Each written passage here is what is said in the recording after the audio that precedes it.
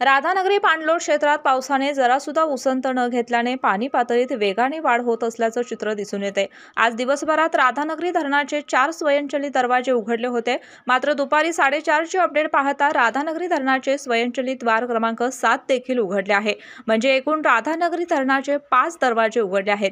या दरवाजांमधून 7140 क्युसेक व BOT power हाऊसमधून 1500 cusec असा एकूण 8640 क्युसेक विसर्ग भोगावती नदीपात्रात मध्ये चालू आहे।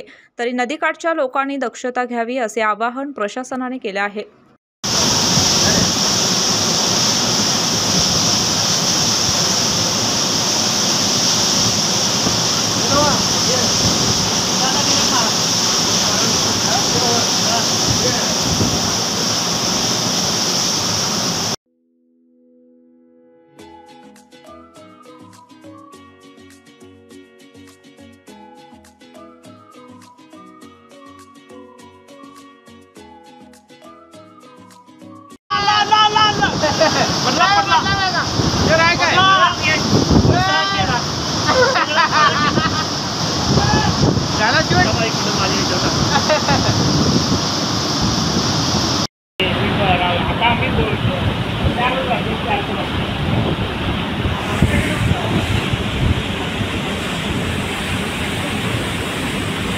केके न्यूज साठी राधानगरी प्रतिनिधी मिलिंद कांबळे। अशाच नवनवीन अपडेट पाहण्यासाठी आमच्या केके न्यूज चॅनेलला सबस्क्राइब करा।